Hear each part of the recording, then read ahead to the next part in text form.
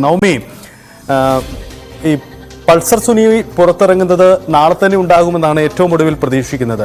കൊച്ചി കേന്ദ്രീകരിച്ച് അന്വേഷണ സംഘത്തിന്റെ തുടർനീക്കമൊക്കെ വളരെ പ്രസക്തമാവുകയാണ്. മലയാള സിനിമയിൽ ആരും കാര്യമായി ഇതുവരെ പ്രതികരിച്ചിട്ടില്ല. പക്ഷേ താൻ 7.5 വർഷം എന്തിന് ജയിലിൽ കിടന്നു, തൻ്റെ പിന്നിൽ ആര് എന്ന കാര്യം പൾസർ സുനി തുറന്നു പറഞ്ഞാൽ അത് സിനിമയിൽ ഇതുവരെ ചർച്ച ചെയ്ത കാര്യങ്ങളെയൊക്കെ കീഴ്മേൽ മറിക്കുന്ന ഒരു നീക്കമായി മാറുമോ? അതല്ല, പൾസർ സുനിക്ക് പിന്നിൽ ആര്, അല്ലെങ്കിൽ പൾസർ സുനിക്ക് കൊട്ടേഷൻ നൽകിയത് ആര്, അവർ തന്നെയാണ് അദ്ദേഹത്തെ ഇതുവരെ സംരക്ഷിച്ചതെങ്കിൽ, ഈ നിയമ പോരാട്ടത്തിന് പിന്തുണ നൽകിയതെങ്കിൽ അവരെ സംരക്ഷിക്കാനുള്ള ബാധ്യത ഒരു പക്ഷേ പൾസർ സുനി കാട്ടിയേക്കാം.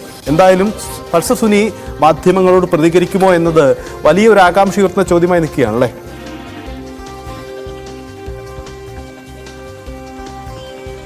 തീർച്ചയായും സജിത്ത്, ഇനി എന്താണ് കോടതിയുടെ ജാമ്യ വ്യവസ്ഥകൾ എന്താണെന്ന് അറിയില്ല. മാധ്യമങ്ങളോട് സംസാരിക്കാൻ പാടില്ല എന്ന് പറയുകയാണെങ്കിൽ നമുക്ക് അത്തരത്തിലുള്ള ഒരു പ്രതികരണം ഒന്നും ലഭിക്കില്ല. പക്ഷേ അങ്ങനെ ഒരു പരാമർശം കോടതിയുടെ ജാമ്യ വ്യവസ്ഥയിൽ ഇല്ല എന്നുണ്ടെങ്കിൽ ഉറപ്പായും നമുക്ക് പറയാം പൾസർ സുനി മാധ്യമങ്ങളെ കാണും, മാധ്യമങ്ങൾ പൾസർ സുനിയെ സമീപിക്കും.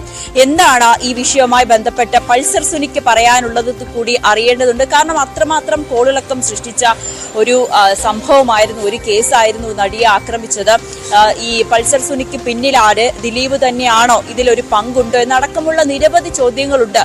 ഒപ്പം ഈ ഇരയാക്കപ്പെട്ട ഈ അതിജീവിതയുമായിട്ടുള്ള പൾസർ സുനി, അത് അങ്ങനെ ആ രീതിയിൽ അവർ തമ്മിൽ മുൻ പരിചയമുണ്ടെന്നൊക്കെ തരത്തിലുള്ള പല കഥകൾ കേൾക്കുന്നു. പക്ഷേ എന്താണ് ഇതിന്റെ യാഥാസ്ഥിതികം? ഒപ്പം എന്തുകൊണ്ടാണ് ഈ കേസ് ഇത്രയും നീളുന്നത്, എന്തുകൊണ്ടാണ് ഇത്രയും വൈകുന്നത്? കഴിഞ്ഞ ദിവസം കോടതി തന്നെ ചോദിച്ചിരുന്നു എന്തുകൊണ്ടാണ് വിചാരണയൊക്കെ ഇത്രമാത്രം നീളുന്നതെന്ന്. അത് എന്തുകൊണ്ടാണ്? അങ്ങനെ നിരവധി ചോദ്യങ്ങളുണ്ട്. എന്തായാലും പൾസർ സുനി മാധ്യമങ്ങളെ കാണുകയാണെങ്കിൽ ഇതിനെല്ലാം ഒക്കെ ഒരു ഉത്തരമുണ്ടാകും. അതോടൊപ്പം തന്നെ ഇത് വലിയ രീതിയിലുള്ള ഒരു കോളിളക്കം ഇനിയും സൃഷ്ടിക്കുമെന്ന് ഉറപ്പാണ്. ദിലീപിന്റെ ഒക്കെ പേര്, അല്ലെങ്കിൽ മലയാള സിനിമയിലെ മറ്റ് ആർക്കെങ്കിലും ഒക്കെ ഇതുമായി ബന്ധപ്പെട്ട പിന്തുണയുണ്ടോ, പൾസർ സുനിക്ക് പിന്തുണ ലഭിക്കുന്നുണ്ടോ, ഏതെങ്കിലും ഒരു ഗൂഢാലോചനയാണോ, അതോ ദിലീപിനെ കുടുക്കുവാൻ വേണ്ടിയിട്ടുള്ള ഒരു നീക്കമാണോ? അങ്ങനെ നിരവധി ചോദ്യങ്ങളുണ്ട്. ഇതിനെല്ലാം ഉത്തരം പൾസർ സുനിയിൽ നിന്നും ലഭിക്കും. എന്തായാലും പൾസർ സുനി നാളെ പുറത്തിറങ്ങുമെന്നൊക്കെയാണ് നമുക്ക് അറിയാൻ സാധിക്കുന്നത്. അങ്ങനെയാണെങ്കിൽ പൾസർ സുനിക്ക് എന്താണ് പറയാനുള്ളത് എന്നുകൂടി അറിയേണ്ടതുണ്ട്. അത് ഈ കേസിന്റെ ഒക്കെ വിചാരണ നടക്കുന്ന ഒരു വേളയിൽ വലിയ ഞെട്ടിപ്പിക്കുന്ന കാര്യങ്ങൾ കൂടിയായിരിക്കും. ഒപ്പം ഈ ഹേമ കമ്മിറ്റിയും അതിന് പിന്നാലെ ഉണ്ടാകുന്ന വിവാദങ്ങളും പൊട്ടിത്തെറികളും ഒക്കെ, അങ്ങനെ ആരോപണ വിധേയരായവരുടെയൊക്കെ പേരുകൾ ഒക്കെ ഓരോ ദിവസവും പുറത്തു വന്നുകൊണ്ടിരിക്കുന്നു. അതോടൊപ്പം ഈ പ്രത്യേക അന്വേഷണ സംഘത്തിന് ഈ റിപ്പോർട്ട് കൈമാറി അന്വേഷണ സംഘം ഓരോ പരാതിക്കാരെ വിളിക്കുന്നു. അവർ ഈ പരാതിയുമായി മുന്നോട്ട് പോകാനാണെങ്കിൽ കൂടുതൽ ആരോപണ വിധേയരുടെ പേരുകൾ പുറത്തു വരും. അങ്ങനെ മലയാള സിനിമയെ സംബന്ധിച്ച് വലിയ ഒരു പ്രതിസന്ധി ഘട്ടത്തിലൂടെയാണ് ഇപ്പോൾ കടന്നു പോകുന്നത്. പരസ്യമായി പ്രതികരിക്കാൻ 1-2 താരങ്ങൾ ഒഴികെ പ്രധാനപ്പെട്ടവരാരും തന്നെ ഇപ്പോഴും തയ്യാറായിട്ടില്ല. പലരുടെയും മൗനം ഇപ്പോഴും തുടരുന്നുണ്ട്. അങ്ങനെ നിരവധി കാര്യങ്ങളാണ് ഈ മലയാള സിനിമയുമായി ബന്ധപ്പെട്ട് ഓരോ ദിവസവും നടക്കുന്നത്.